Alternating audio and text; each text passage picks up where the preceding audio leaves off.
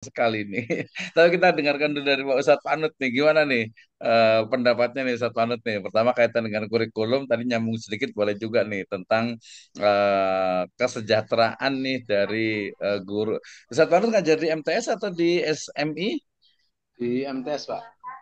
Di MTS ya. Kalau MTS boleh tahu nih, tukeran nih. Kayak gimana kalau di MTS nih? Nggak usah sebutkan MTS-nya, tapi keadaan dari guru dan juga kurikulumnya nih. Silakan Pak Ustadz Panut nih. Oke, terima kasih. Assalamualaikum warahmatullahi wabarakatuh.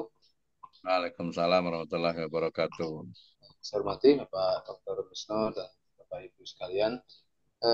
Langsung saja untuk masalah kurikulumnya mungkin tidak jauh beda dengan tadi Pak Saiful Anwar ya, karena mungkin beliau di MI, saya di MTS-nya. Untuk kurikulum masih sama ya, kita masih meraba-raba. Jadi untuk penerapan kurikulum masih apa namanya ngikutin perkembangan, tetapi kadang kita update-nya agak terakhir.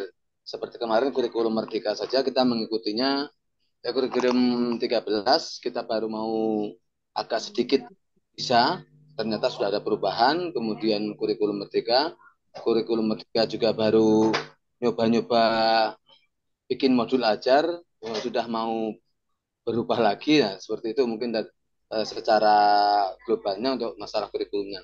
Nah, kemudian kalau disinggung ke masalah kesejahteraan, ya saya agak-agak bingung juga. Mungkin beberapa waktu yang lalu di awal-awal pembicaraan sudah pernah saya sampaikan,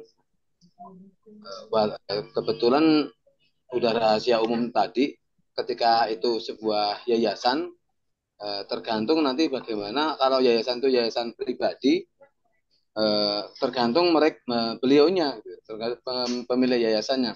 Tetapi ketika mungkin yayasannya itu yayasan bareng-bareng, nah, mungkin akan berbeda. Beberapa pendiri yang di situ ikut terjun juga di situ mengelola, mungkin akan ada sedikit perubahan, terutama bagi kesejahteraan guru. Akan tetapi ya, kalau di tempat saya, kalau dari segi katakanlah penghasilan beda-beda Pak. Jadi Mhm. tergantung, kalau MI kan karena guru kelas ya, jadi tiap hari gitu kan. Nah, sementara Mhm. kalau di MTS kan guru mapel, jadi ya penghasilan tergantung mata pelajaran apa yang jamnya lebih banyak, ya itu yang mungkin yang akan lebih besar. Nah, kalau saya kebetulan di mata pelajaran SKI, nah, cuma 14 jam karena kebetulan ada 7 kelas. Ya 14 jam itu ya mungkin bisa tidak jauh dari tadi, dari yang disampaikan Pak Saiful Anwar. Kalau misalnya per jamnya ataupun apa namanya ngikutin jamnya, ya sekitar segitu 600-an. Cuman memang kalau di MTS tadi nggak tiap hari gitu ya. Jadi eh, Mhm. bisa dikejar 2-3 hari lah kalau misalnya yang 14 jam itu, eh, yang mata pelajarannya yang 5 hari seperti IPA, matematika, bahasa Inggris, ya agak lumayan gitu kan, karena memang jamnya lebih lebih banyak. Seperti itu Pak, mungkin kalau masalah penghasilan ya, kalau dibilang kurang ya emang masih jauh. Kadang kita juga Mhm. suka ngiri dengan yang lain. Yang tahu persis malah Pak Saifullah nih, karena kebetulan Mhm. operator kami Pak Saifullah nih. Ada masa bola juga ya, betul. Nah, Pak Saifullah itu lebih Yes. paham karena beliau CS-nya yayasan. Jadi jadi masalah laporan bos dan lain sebagainya, berapa persen berapa persennya, beliau yang tahu. Kalau saya malah terus terang nggak tahu Pak, walaupun mungkin saya kepala sekolah nih terus terang, tapi Mhm. nggak begitu tahu. Tahunya udah di LPJ segitu, ya udahlah tanda tangan kita lah. Yang penting mah tanda tangan aja. Bismillah, nanti urusan mah nanti wallahu alam bisa.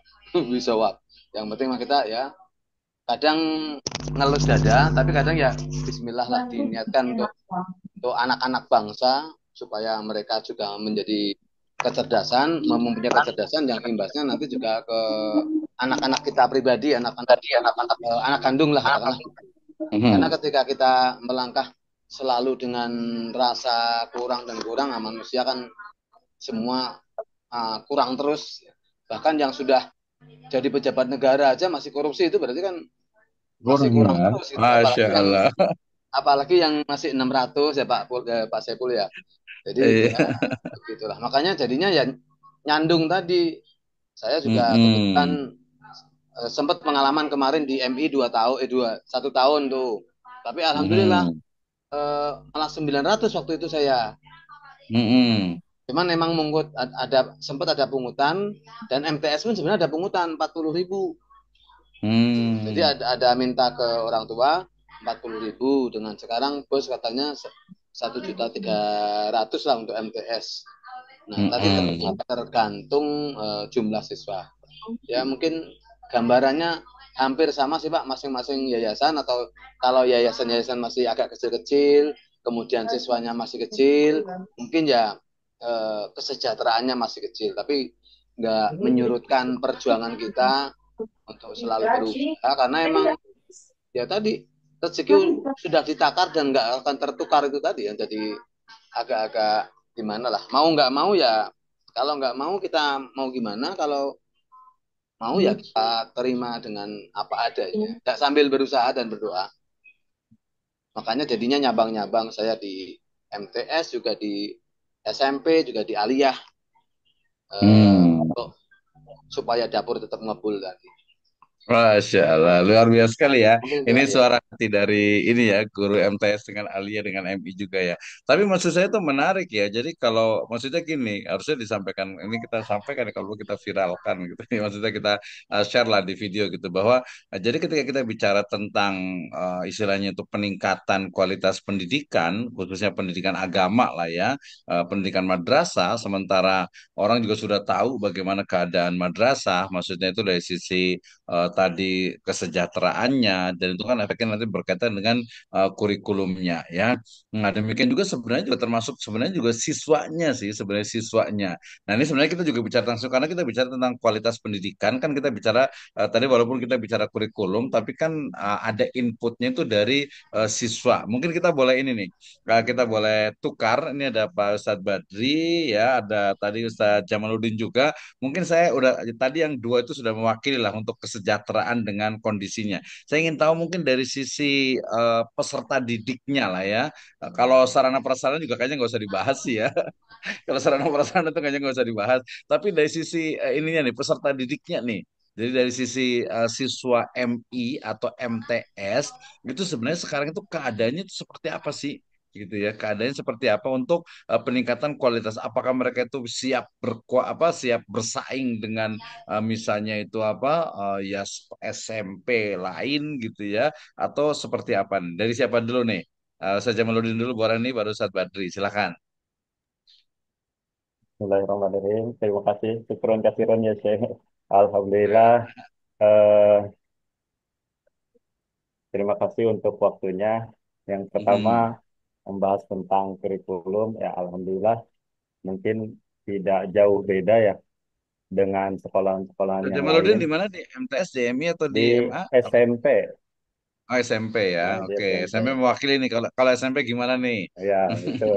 Dan Kemal ini di sini bertugas ya memang ngabdi di sini karena memang dulu SMP-nya juga di sini. Alhamdulillah sekarang Hmm. dipercaya lagi di sini.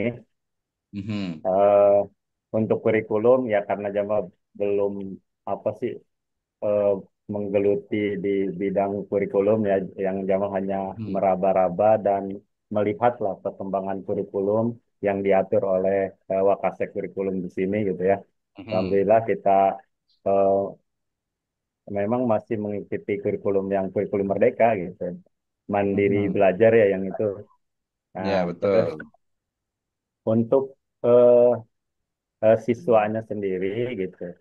Di sini yang mungkin nggak hanya di sini saja ya untuk siswa-siswa sekarang itu kalau yang di SMP saya ini di Asik kebanyakan yang latar belakangnya itu kan menengah ke bawah lah gitu. Jadi yang Mhm. kita inikan itu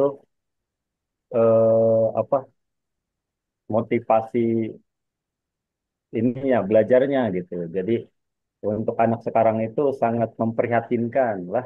Kalau Hmm. mungkin kalau dulu itu kita waktu sekolah itu kalau disuruh guru itu senang banget gitu ya karena ada kebanggaan atau kalau anak sekarang malah sebaliknya bahkan me, apa banyak juga yang sampai menolak apa suruhan guru ini kamu aja jadi gitu itu dari Hmm. ininya dari apa sih mental mental belajarnya juga sangat apa ya banyak yang inilah gitu.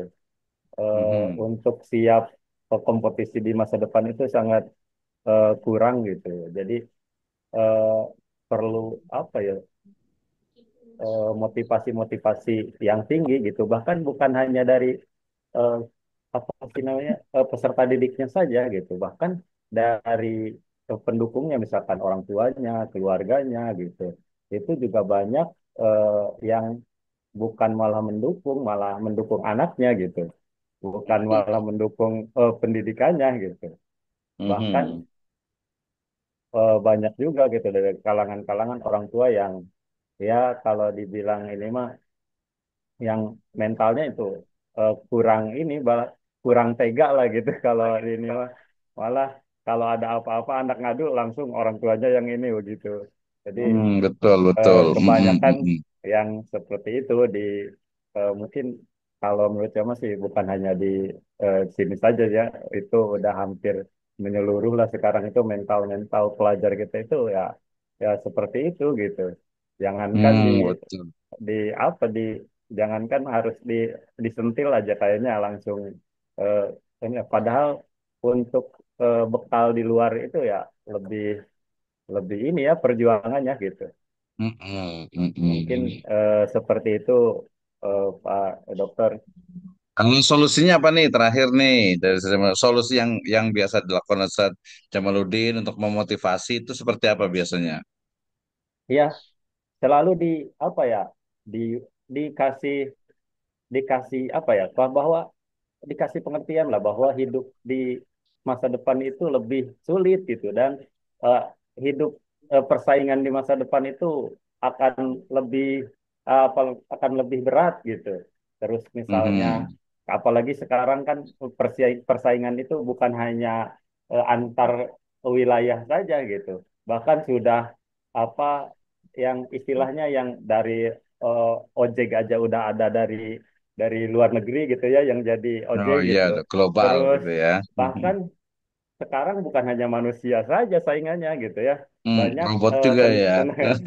tenaga manusia yang sudah diganti oleh ya AI, oleh Mesin. robot, oleh Mhm.